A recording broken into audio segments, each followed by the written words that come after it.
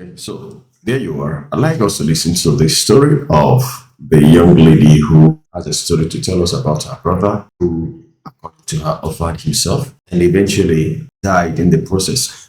I've not really listened to the entire story, but I felt like, okay, let me experience it firsthand with you guys. So as I'm watching, you're watching together. Let's listen to the story. The young man died and had encounters. His story is not as the normal story of from the first few minutes that I watched. It's not like the normal stories of those who went to hell, saw Virgin Mary, saw Jesus, saw angels. They were taken to hell and they saw their relatives in hell and all that. But anyway, let's listen to it together. Sincerely speaking, I've not listened up to 2 or 3 minutes about it, so I decided to bring it your way. All right, I will play and listen to the young lady. Please try to be patient with her and listen. Make a comment, see observations. My brother tried to off himself in 2004 and he went to hell and survived. Now, full disclosure, my brother is perfectly okay with me telling this story. He actually encourages it and tells the story often. Back in 2004, he was going through a very hard time. He had recently just broken up with a girlfriend of his that he had been dating for a long time. Okay, sorry, I think it was off, not off. They can understand that I've not really watched it. Try to off himself. I get that. When I heard it before, I thought she meant offer. And he was feeling very depressed. He had lived in the basement at the time. And hang on. Our house was very old. It was built in the 1800s. So everything was very old and creaky. Keep that in mind. So one day, I'm going to say it from my perspective first and then go to my brother's and my mom's. So I was about 7, 8 years old and I was in the bathroom. I remember this distinctly. Of anything in my childhood, I remember this. And I remember just a blood curdling cry from my mom from the basement. And I immediately got up. I didn't pull my pants up and I went to the basement door and I looked down and I screamed down to my mom and I was like, "Mom, are you okay?" And I see her on the ground. I just see her, like her back, and she's on the ground and she said, "Don't come down here." And I'm like, okay. So I don't know what happens with me at that point. So my mom's perspective is she had this gut feeling. She has always had this gut feeling. She's a mom. She just had something that told her to go down into the basement and check on my brother. So she went down there and she found him to a pipe, an old pipe in our house in the basement. And he was hanging, right? And she was devastated. She was crying, she was praying, she didn't know what to do, and she was about to call 911. Now, this is all, keep in mind, this is all within like a 10-minute span, right? Now my brother's perspective, he decides to do what he did, and instantly he was in darkness. Pitch black. He didn't have the emotions, like he wasn't feeling the pain of the world. Like he didn't have the body pain just yet. We'll get there. And he didn't have the emotional pain of why he did what he did.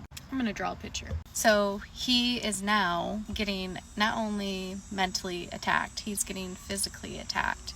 His body feels like it's on fire. He's feeling this constant scratching, and he's hearing shrieking noises, just these giggly, shrieking, out of this world voices sneaking at him and, tempting him and teasing him and all this stuff. And he is pleading for his life at this point, and he is calling out to God, saying, his guilt, like he feels remorse for what he did.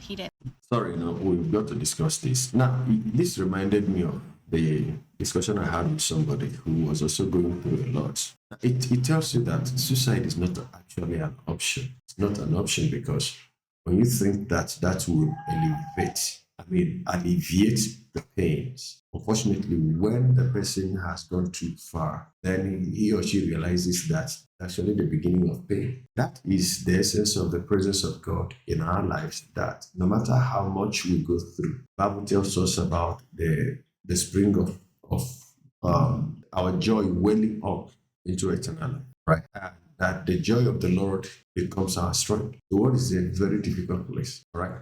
So the young man wanted to take his own life, but eventually, while he was already into it. Now, he found out lately or later or too late that that was the wrong decision. So somebody, I was discussing with somebody who was going through a lot, and I was like, this person has been suicidal. Several times I tried to take her life, and so we got talking, and I told her, "You take your life, you're going to hell." So one day she met Grace Precious. This person met Grace Precious, who told her to stop listening to the person that has been telling her that. You see, that it is not true that if somebody take, took his or her life, that God will send the person to hell.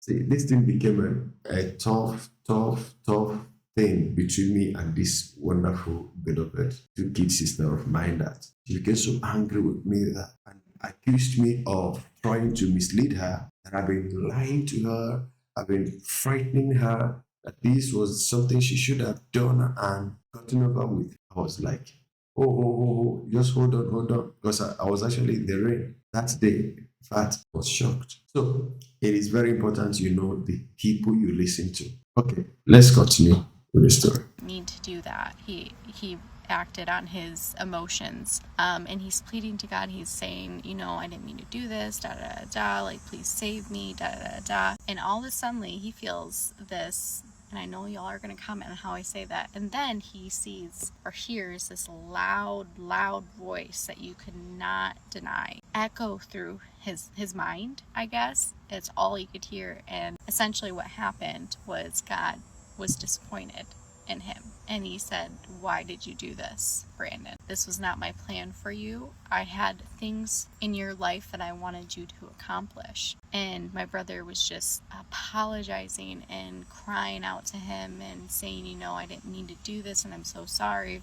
I don't know the exact words, right? And all of a sudden, he sees this pinhole light start to shine from above, right? So it starts to shine in, and this beam of light comes down and shines on him. And he could see these creatures that were attacking, and they fled in this light of God. And this is how he described it. It's a really crappy drawing, but it's like these mountain crevices of rock, sharp rock, and all of these demons fled, hundreds of them fled away from him into these mountains, climbing up and down and around, and the whole area that my brother was in shined, and he could see the place that he was in, and it smelled of sulfur, and it was hot, and he could see like red fire around him, like out in the distance, but also around him.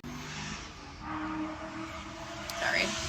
But again, he's in amazement because now it's this big, large light coming in, and he sees God's hand come swoop down, this huge hand, right? Swoops him up into his hand, and he's like a little tiny ant, not even an ant, just like a little guy, right? And he instantly said he just felt so much peace, so much love. He could feel every ounce of God, how he created him and how much he loved him, and he did not want to leave it. He didn't want to leave God's presence. He didn't want to leave his hand that he was in to come back, but God told him, you need to go back to earth. You have things that I want you to do. And so, my brother's like, okay, that's your plan, God. And instantly he wakes up and he's in my mom's arms. Okay. And he said he had this wave, like a tsunami wave, come over him of all of the human emotion that he had before he had tried to off himself, flood back to him. But he knew it was going to be okay. And ever since that point, he has been chasing God and Jesus and doesn't do the stuff that he used to do before. Now, from my mom's perspective, right, because she's on the ground pleading to God and praying as my brother's up there, right, on the pipes. And weirdly, randomly, pipe burst. Now, this is an old house from the 1800s. It burst, and my brother comes crashing down, and she just picks him up and puts him in her arms and is praying over him and petting him and loving him. And he woke up crying. Like he said, he felt everything again. And yeah, that's the time. And I just think it's so important to talk about these situations, because not many people come back from offing themselves. I'm not saying that's what happens for everybody. I don't know. This is just my brother's story and testament. But I think it's spiritual realm's real. Demonic beings are real. So yeah, hope you guys enjoyed this story. It's something that always sticks with me and I always remember. Hmm. All right. So definitely, it was the prayers of the mom that saved him. I believe that he was probably not completely dead, but God heard the prayer of the mom by intervening first in the first place, allowing the pipe that he was using to, sustain himself there between the earth and the heavens to burst. And so that was divine intervention. And that he didn't see heaven, he didn't see God's face, he heard a voice and he saw the hand that took him in. And then the presence of God gave him an overwhelming peace. But when he returns to this earth, the whole memory of the things that drove him to that point, came flooding back. But to tell you that he truly had an experience, he had an experience. Since then, he would have, he could have tried to, repeat the same thing over and again, but the experience he had kept him here. And the salvation he has received in Christ Jesus is keeping him. Now, the truth is that the world is a place of restlessness, is a place that the wicked one would not want you to have the peace of mind, right? And God is God of varieties. The way He saved me wasn't the way He saved you, and there are those He saved. Well, like people who would always question, are you saying that God is partial? Now, for instance, we've seen die-hard criminals who have killed a lot of people. They will go out and rob. Police will come, kill every member of the gang. Only him will escape. These people will always escape alone, and when they escape, they will go form another gang. The same thing happens over and over again. And at times, at their point of conversion would be that they will be caught. Maybe they will be shot in the leg. Others would have been killed, but only him, only them would have been taken either by gunshot injury and what have you. These injuries will be nursed to a healing point, and they would have been taken to court, sometimes charged and condemned.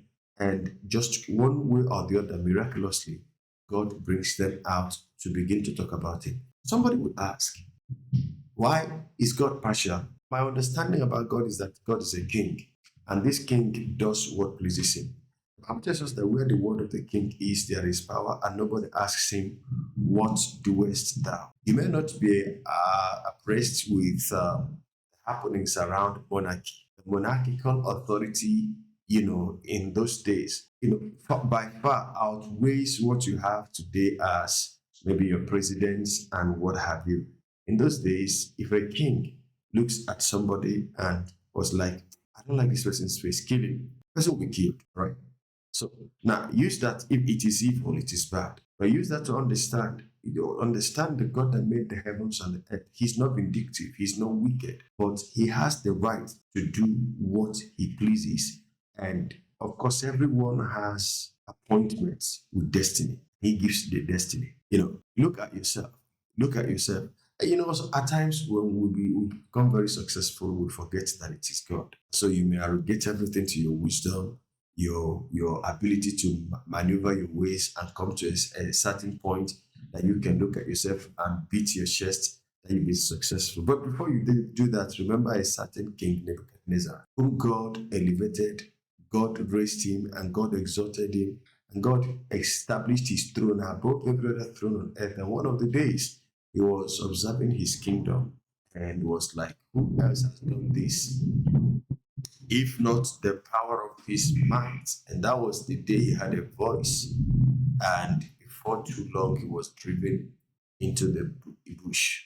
For 7 years, he ate grass. But God still preserved and reserved that throne for him. And when Nebuchadnezzar came back to his throne, when he was restored to his throne, he acknowledged that indeed there is a God in this heaven. So his experience is quite different from other people's experience. You see, know that this person that has not come to tell you, I saw hell, I saw heaven, I saw Muhammad in hellfire, I saw Jesus in heaven, I saw. No, that was not the story. This was a personal experience. What I'm taking from this is, my brother, my sister, no matter what you are going through, hold the fort. hold the fort a little longer. Jesus will come. He will come for you. So that other voice that is telling you, end it, please don't listen to that. Those were the demons. Those were the demons that came around and started scratching him. They were the ones that pushed him to that point, pommeled him until when he lost it and decided, I better end it than continue this life. See, even if it is half life that you have, you are still better than those that are in the grave. Thank you and God bless you. Let me know what you think about it in the comment section. See you in the next video.